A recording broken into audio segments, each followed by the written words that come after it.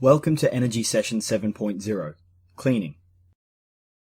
This EMSI training section covers energy basics on cleaning. Your presenter is Rick Mitchell. This session will give you an understanding of energy use in cleaning in the residential and small to medium commercial sectors. Cleaning services can play a vital role in commercial enterprises such as laundromats and dry cleaners, whose business revolves around the cleaning of items. However, it can also comprise a significant percentage of energy use for businesses like hotels who offer these services to clients. Here we'll look at the two key types of cleaning services that you'll encounter. Water cleaning often involves the heating and movement of water around items in a confined space. Dishwashers and washing machines are examples of this type of cleaning. In appliances which require hot water to clean, upwards of 80% of the total energy use can be attributed to this process. Appliance cleaning simply involves the use of electrical equipment to clean and includes clothes dryers and vacuum cleaning systems. Cleaning technologies. The most common piece of equipment used in cleaning services is the washing machine. There are two types of machines, horizontal or vertical axis. Domestic washers may be either horizontal or vertical, however commercial washers are usually horizontal axis type machines. Domestic vertical axis washers, or top loaders, generally wash faster than horizontal washers, which can be from 30 to 45 minutes per wash. However, they typically use more water and the wear and tear on the clothing is harsher. Vertical axis washers have a range of cold wash options and generally have a hot and cold water connection. They are also not as expensive, generally to purchase as front-loading machines. Front loaders have a slower washing time, ranging from 60 to 90 minutes per wash. They use less water than top loaders and are much more gentle on clothes.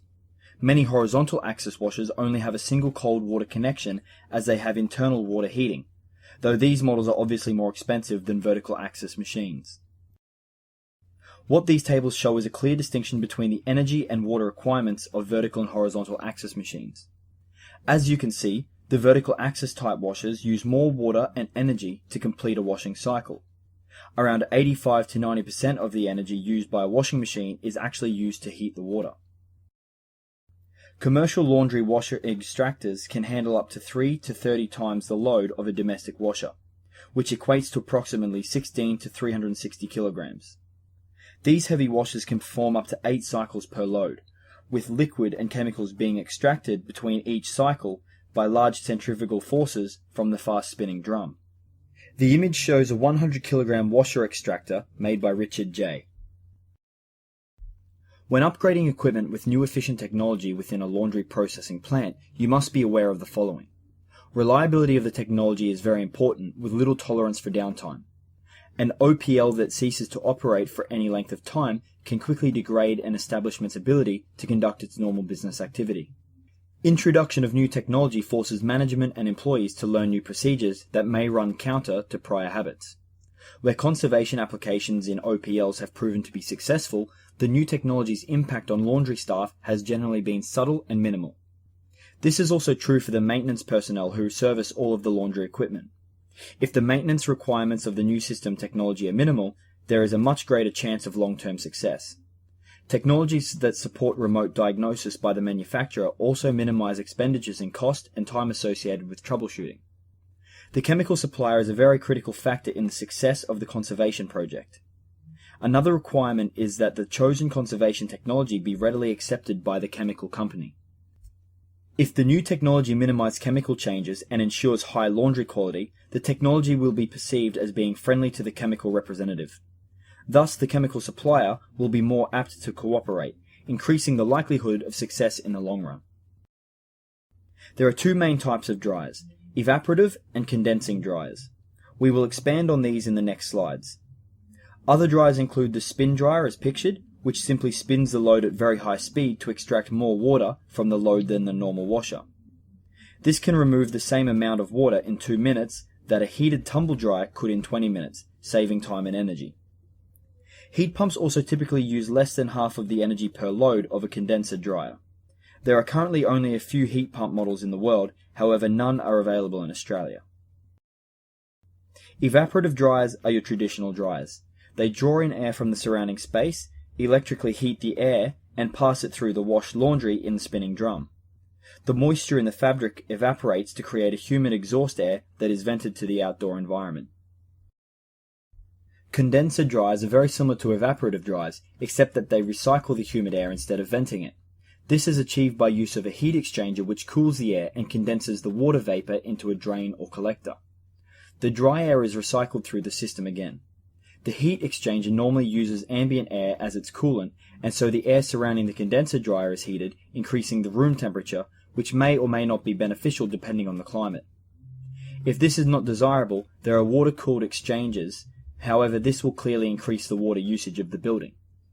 Overall, the additional energy use of condenser dryers compared to traditional dryers is supplemented by the reduced load on the HVAC system, as it does not need to cool or heat new air to replace the air that is exhausted by evaporative dryers. So considering the HVAC system, using a condenser dryer can be more efficient than an evaporative one in certain applications. Gas dryers are similar to electric dryers in that they still require connection to a power outlet for the electric motor to spin the load and circulate the air. The difference is that the air is heated using gas instead of electric elements. Therefore, they require a connection to a gas line and way of venting the exhaust gases and humid air to an outdoor environment.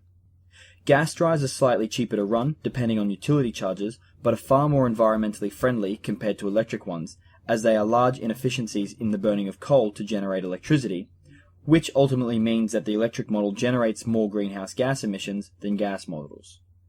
Normally, gas dryers are only recommended where there is existing access to a gas line, and it is relatively simple to provide outdoor ventilation. Dry cleaning uses a chemical called perc to clean clothes. It does not use any water, which is why it is called dry cleaning.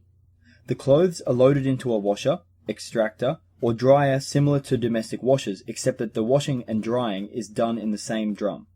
This means almost all of the perc is recovered in the cleaning process, making it very economical. Clean perc is sprayed on the clothes in the tumbler, and the dirty perc is pumped continuously through a filter and into the tumbler again, completing the cycle. A typical pump will have a flow rate of around 5,500 litres per hour, allowing the wash cycle to be completed in about 8 minutes. When choosing a dryer, you need to find one with the right balance of heat, tumble action, and airflow. Drying efficiency is best delivered through this balance. Other features that increase efficiency include double glazed windows to prevent heat loss, and tighter tolerances within the dryer to force air through fabric instead of around it. How the dryer is controlled will also greatly influence its efficiency. Dryers can operate on a simple timer, however this can lead to wasted energy as the dryer may continue to run after the laundry is sufficiently dry. Automatic moisture termination and automatic temperature termination sense the moisture or temperature of the exhaust and automatically switch the dryer off after these values reach a defined level. Cleaning the lint collector after every cycle means that air can cycle through unobstructed. A clogged up lint filter can cause a 30% increase in energy use. Also, a great way to reduce drying time is to use a high spin setting on the washer, which can also reduce drying time up to 30 minutes. About 30% of households in Australia own a dishwasher. Dishwashers are generally used between 4 and 7 times per week, although this obviously varies by household. As with clothes washing, about 80% of all energy used by dishwashers is due to water heating, and household dishwashers can consume up to 14% of all domestic hot water use. This table shows the star ratings and water consumption for household dishwashers as defined by Australia standards. You can see the size of the dishwasher is based on how many place settings it can take per load. For instance, a 10-place setting dishwasher that uses 10 litres per wash would be classified as a 4-star rated dishwasher on the water consumption label. Typical domestic dishwashers hold 12-place settings, but this information is available on the Wells label or in the unit's manual. Under-counter dishwashers are similar to domestic dishwashers, however are designed to cope with the stresses of periods of continuous use. Some models can handle up to 35 racks an hour. These are good for glassware and smallware and where there is not a huge demand. These units can be used when business is slow and can support a door-type unit during peak washing times. Door-type or pass-through dishwashers can wash up to 72 racks per hour and usually involve a rack being pre-washed in the pre-wash sink, then manually pushed into the wash area, which can automatically start the wash cycle. This lasts an average of 1 to 2 minutes depending on the cycle settings. Then the door is manually lifted and the rack is slid out another opening into the unloading area to allow them to dry. Conveyor or flight dishwashers have interchangeable sections which can be pieced together to build a custom washer that suits the application. Sections include entry and exits, pre-wash, double rinse, wash, dry, and others. Rack conveyors pull racks through, while flight conveyors have teeth that the dishes are directly placed into. Under-counter dishwashers have a cold water connection and internally heat the water that they use. A typical unit may have a 750 watt washing pump, a 2.7 kilowatt tank heating element, and a 6 kilowatt booster heater for peak use. For door-type dishwashing, the diagram on the right shows the internal dishwashing operation. The grey washing pump pushes water through the spinning nozzles. Then water is collected in the tank to be recirculated for water saving. The tank has a built-in heater to increase water temperature up to 55 to 60 degrees Celsius. Fresh rinsing water is taken directly from a water supply line through the water boiler, which increases the water temperature up to 85 to 90 degrees Celsius for hot water disinfection, which is controlled by a solenoid valve. Rinse aid liquid can be injected through the small green pump. All of these operations are controlled by a timing device, either electromechanical or electronic.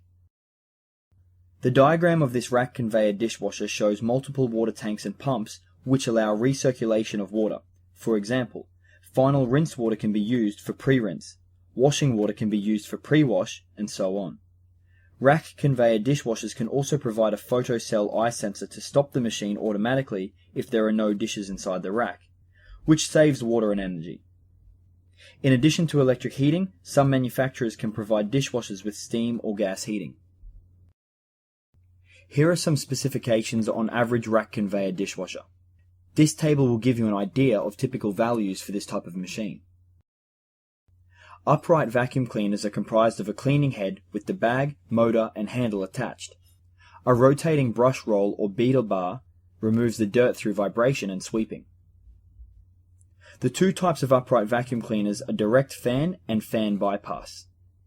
Direct fan is the older design of the two, and consists of a large impeller mounted near the suction inlet, which dirt passes directly through into a bag. These types of vacuums are very efficient due to their relatively short airflow path. Fan bypass uprights have their bag mounted before their motor and fan, so the airflow path is longer and they require a combination of several turbines to boost power, making them less efficient than direct fan designs at achieving equal results. The canister or cylinder vacuum allows more flexibility as the cleaning head is connected to the canister unit via flexible hose. The canister is either mounted on wheels, which is more common in residential applications, or is strapped to the user's back, which is more commonly seen in the workplace. Canister models are not as effective as uprights, however their lightweight design and maneuverable heads mean that they are usually chosen over uprights, especially in commercial applications. Wet vacs can suck up wet or dry spills and are commonly used in commercial areas where liquids are present. Central vacuum cleaners are essentially a central suction motor unit with built-in pipes throughout the building, so that the user only needs to carry the pipe and cleaning head around to clean the floors. There are ports situated at various locations in the building which enable the long, typically 8-meter pipe to reach all parts of the building. Often the cleaner will turn on automatically when the pipe is plugged into the port. Hot water pressure cleaners are used for cleaning oily or greasy surfaces such as motors and engines. The hot water cuts through the grease instead of just spreading it around if it were cold. Energy can be saved if these devices are water efficient. Also, if a reduction in pressure is experienced, check the nozzle first before buying a new unit, as the nozzle plays an important role in the water pressure and could be worn out or obstructed. Washing theory. To calculate the power use of a cleaning service, we'll start by the basic formula. Annual kilowatt hours is equal to the calculated power, divided by the efficiency of the system, multiplied by the time for which the system is run per annum. Here, though, there are a number of factors that contribute to the power demand. These are operating power, water heating power when necessary, and standby power. So taking these into consideration, we'll amend the formula to read: annual kilowatt hours is equal to the operating power, divided by the efficiency of the system, multiplied by the time for which the system is run per annum, added to the same for energy taken to the heat or water used, and time spent on standby. Obviously, in applications like drying and vacuuming, we won't have to consider water heating. But, where water heating is a consideration, we must use the calculation we applied in the water heating section to account for the additional energy used in water heating. The energy required to heat water, or Q to W, is equal to M multiplied by C and delta T, where M is equal to the mass of the water, C is the water heat coefficient, and delta T is the temperature difference. Remember, you must divide by 3600 to convert back to kilowatt hours. In regards to reducing the total power consumption, we must reduce the machine's operating power, the water consumption, and its standby time. These are essentially influenced by the different types of technologies available, the appliance energy star, and MEPS rating, and again the water consumption and the energy used to heat the water. As we've already covered, a MEPS rating is a set of standards that specify the minimum requirements of appliances. The higher the star in either the water rating or energy rating, the more efficient the appliance. You can reduce power consumption by using a washing machine with a higher energy and water rating. This is only really applicable to situations where a client is using a very outdated model and has the financial capital to invest in a new machine. Most washers will rate around the 4 or 4.5 star mark on the water rating label. The labels will usually state the standard conditions that the washer was tested under. Remember that the size of the load will affect how much water it uses, so when replacing a washer, ensure it is not oversized for the application. Reducing the load of washing will also reduce the power consumption. It is recommended that when using washing machines, clothes dryers, and dishwashers, they are not overloaded. The overloading causes the machine to work harder and draw out more electrical power than necessary. Overloading can cause damage to the machine by overloading or overheating the motor or by damaging the belt drive. In general, standby power can account for up to 10% of Australia's electricity consumption. Therefore, reducing standby power will significantly reduce the overall power consumption of an appliance. Further tips on reducing standby power can be found in the entertainment and office equipment presentation. According to a survey conducted by the Victorian Government, 15 to 20% of household water is used in the laundry. To reduce water consumption, some simple suggestions are: use a machine with a higher water star rating, switch to a front-loading machine, wash only when you have a full load of dishes or clothes, and make sure that all tap connections are not leaking, as a lot of water is wasted through leaking taps. Energy is required to heat water. Up to 80% of the total energy consumed when washing is related with the heating of water. The average temperature of mains water in Australia is 20 degrees Celsius, and hot water is usually heated to a minimum temperature of 60 degrees Celsius. Some machines may heat to over this temperature, so if possible, buy a machine where you can select cold water for your cycle. If a machine uses an internal heater, clients can save money by using 2 different water connections to your machine, as in hot water connection and separate cold water connection. To further reduce the power consumption, if a household or building has a solar hot water system installed, this system can be used to heat the water instead of using the machine's heater, thus reducing the energy consumed. Changing consumer habits or behavior is not easy. It takes time and discipline to implement change into a household or workplace. Some simple things to change to reduce power consumption include washing dishes or clothes only for a full load, or to consider washing clothes in cold water. Washing with cold water reduces greenhouse gas emissions by 80 to 90%. Try using the cycle with the lowest temperature and running time, or the economy setting, when possible, or adjusting the water level to suit the load size. Using a clothesline instead of a dryer will reduce power consumption. When washing cutlery or plateware, scraping the dishes rather than rinsing them before loading the dishwasher will help reduce the work the machine does to wash them. Check to see if the washer allows you to open the door to let dishes air dry naturally, instead of using the drying cycle. Cleaning and maintaining the dishwasher or clothes washer, as recommended by the manufacturer, including cleaning the filters regularly, will ensure the efficiency of the machine is maintained and will also prolong its life. Another tip is not to mix heavyweight and lightweight articles in the same load, as they take longer to dry. Using your own home's hot water system instead of the machine's internal water heating system is more cost effective to run. If a solar or gas hot water system is installed, look for a machine with separate hot and cold water connections. Other useful tips are dissolving powdered detergent before adding it to the washer to improve its performance, not overloading the dryer or over-drying the clothing, and running the dryer on medium heating setting rather than a higher setting.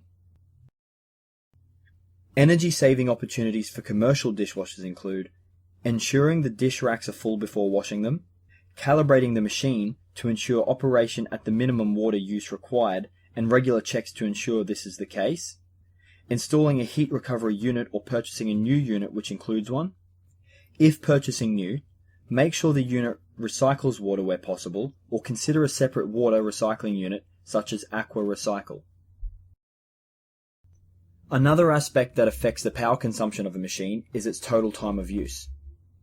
Changing the client's usage patterns can have a dramatic effect on the total power consumption of a unit or system. Behavioral changes to a frequency of use and addressing inappropriate use can lead to significant savings. Time of use is then able to be affected over 3 levels: the time of use of the unit itself, the number of washers where water is heated, and the time spent in standby. To reduce the time that the machine or unit itself is run, you can simply reduce the requirement for the load by using less plates or clothes, using smaller or quicker cycles in dishwashers and clothes washers, reducing the need for electric cleaning by firstly cleaning by hand, dust or sweep, rather than using a vacuum cleaner, and by taking full advantage of solar water heating system if available, be either solar panel or exposed piping. Wash during daylight hours if possible, specifically when the sun is at its strongest. This reduces the energy and time required to heat water. To reduce the time taken to heat water in cleaning services, you can either use the connected hot water system in place or an internal water heater, or simply run appliances on a cold wash. Turning off the machine at the wall after completing washing reduces its standby power. An example scenario. Question 1. Calculate the total power consumption in a year of a vertical axis washing machine if it is used approximately 7 times a week, every week for a year. Hot water is used in every wash. The machine used approximately 24 liters of water for each wash. Assume water is heated to 65 degrees Celsius and water is delivered at 20 degrees Celsius from mains. Assume the machine is turned off at the wall after every use. The power rating of the motor is 66 kilowatt per annum, time of wash takes 1 hour, and time to heat water is 30 minutes. The tariff is 11 cents per kilowatt hour. We can use the previous power formula to calculate the total power consumption per year. From the information given, we know that P to O is 1.1 kilowatts and T to O is equal to 1 hour of runtime for a cycle, multiplied by 7 cycles per week, multiplied by 52 weeks, which is equal to 364 hours per annum. This results in a total operating power of 400.4 kilowatt hours per annum. There is no standby power or time, so this equals to 0. Now we calculate the energy consumed in heating the water. If 24 liters of water is used, the mass, or M, will be 24 kilograms. The coefficient, C, will be equal to 4.18 kilojoules kilogram per degree Celsius. Our temperature difference is found by subtracting 20 degrees from 65 degrees, which equals 45 degrees. The total amount of washes per year is approximately 364, when you multiply 7 days a week by 52 weeks a year. Substituting the numbers into the formula and performing the calculation, we see that 66 kilowatt hours of operating power plus the 456.5 kilowatt hours of water heating will equal the total power. Therefore, the total amount of power consumed for this washing machine is 856.9 kilowatt hours per annum. The total cost will equal the total power multiplied by the tariff rate, which is equal to $94.26 per annum. To continue with presentations, please select Energy Session 8.0, Food Storage, from the navigation bar. To complete the assessment for this presentation, please select Tutorial 7.0, Cleaning.